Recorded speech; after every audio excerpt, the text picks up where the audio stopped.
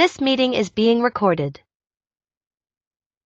Okay, as we continue through our series on the architecture of reality, I want to take us, excuse me, it's early.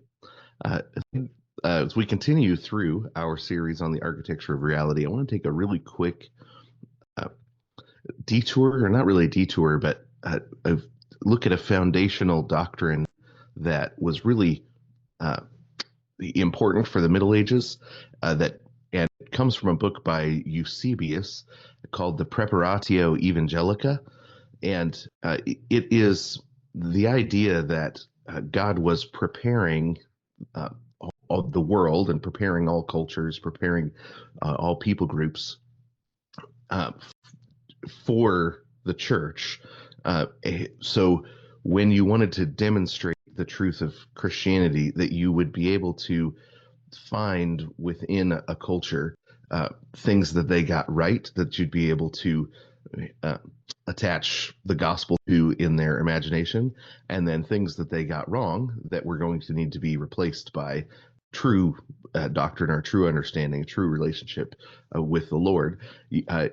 Eusebius wrote his book, the Preparatio Evangelica, to demonstrate that Christianity was superior, or to defend it, that it was superior in its morality, that was superior in its cosmology, superior in every way.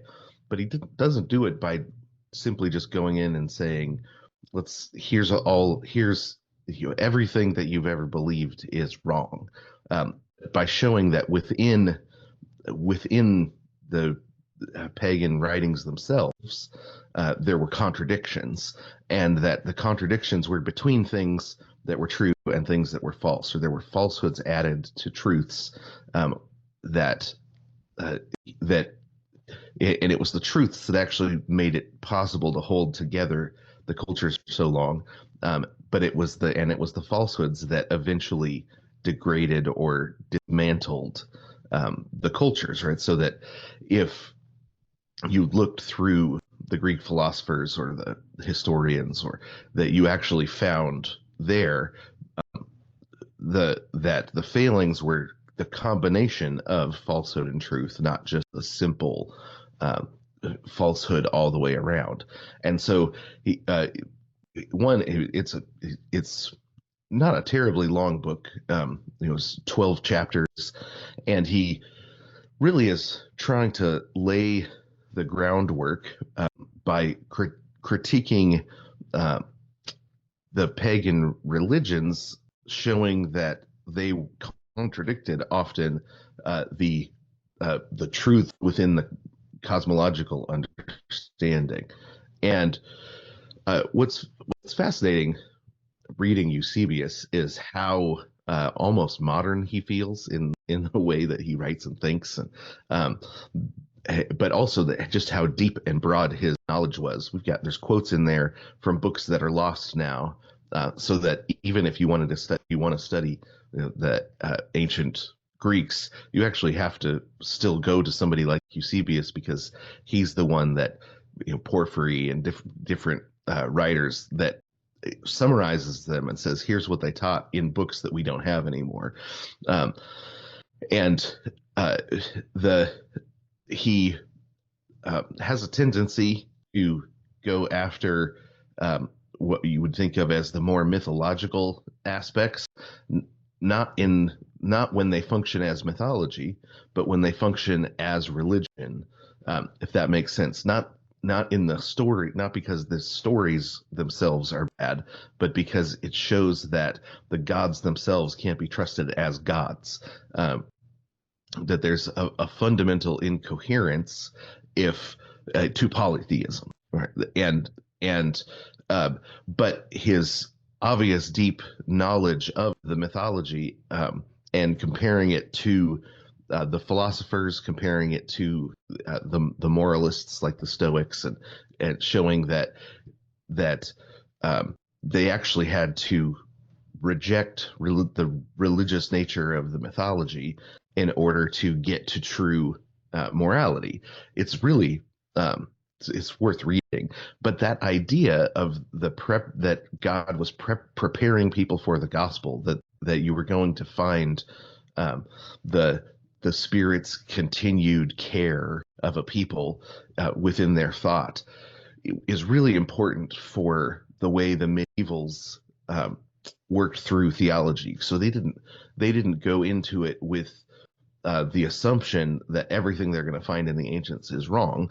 They went into it understanding that you were going to have to sift through the thought of the ancients.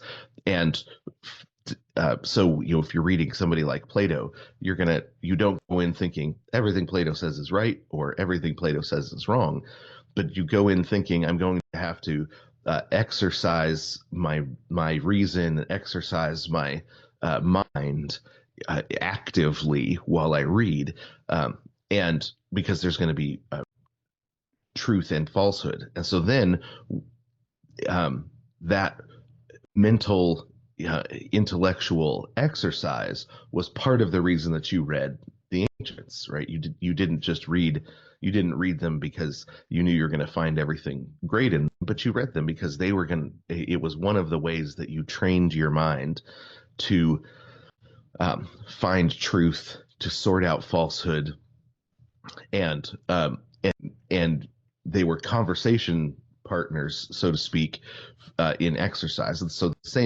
they actually thought about, and what's fascinating is when it comes to brain health, we're learning as we study the brain that this is actually a really important thing for a strong and healthy brain. The executive function of the brain is that your mind, your intellect needed to be exercised, and you needed exercise partners, so to speak. And they found in writers like Plato and Aristotle, they found excellent exercise partners, as Cicero and the Stoics and different writers. The exercise partners, where you had people that were pushing against your intellect, and you had to engage your intellect in order to really have a strong intellect. And so you've got the the the mocking way to talk about it is they would argue about how many angels could dance on the head of a pin, but the and that wasn't really that's really a disservice to how careful and thoughtful they were about the use of their intellect. But they really did have ways to exercise their mind, and one of them was working through the ancient authors to sort out truth and falsehood.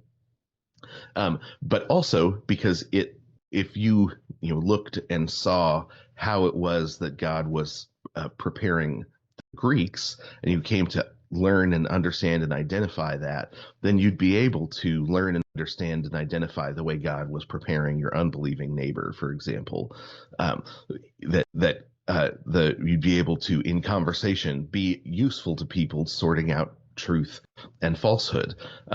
And Eusebius, he uses the scripture just as the assumed standard that doesn't have errors in it.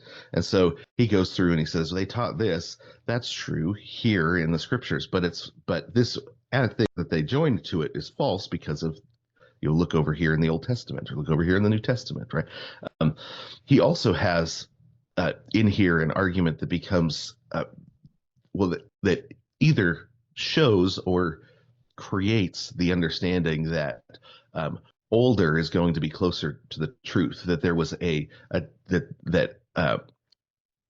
degradation of thought over time. When you were worshiping false gods, degradation of thought over time would happen. And so a number of times he makes the argument, well, look, the scriptures, which are older, say this over here. And he uses their age as part of his argument for the truth of it, because of the understanding of the degradation of our humanity that happens in false worship.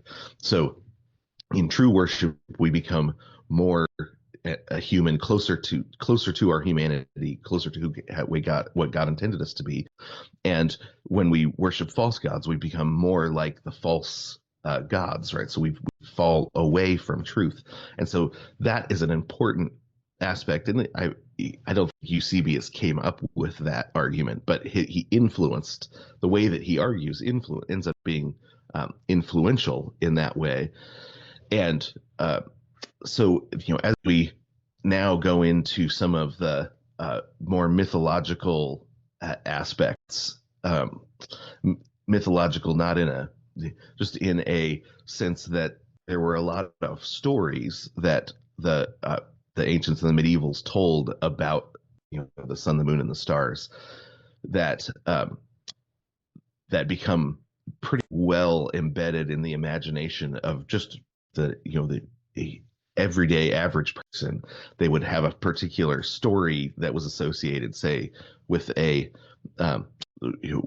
with a constellation in the sky.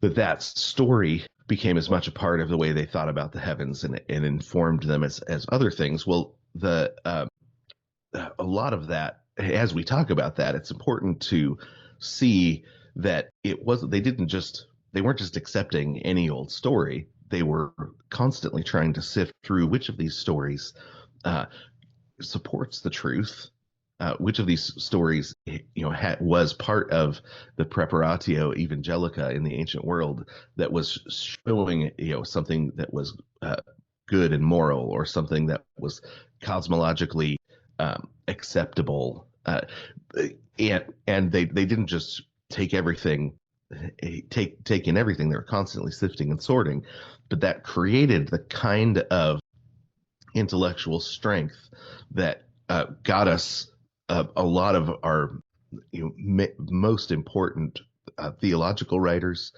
some of our best poets, some in the human race, because they exercised their intellect on a regular basis, and especially a lot in the early education. So it gave them intellectual skills to do things like write great poetry, tell great stories, make important theological distinctions, and identify the places of error, identify the places where the train was getting off the tracks in order to get it back onto the tracks. So writers like Eusebius, writing about the Preparatio Evangelica, became the preparation point for a lot of the great medieval and reformational writers.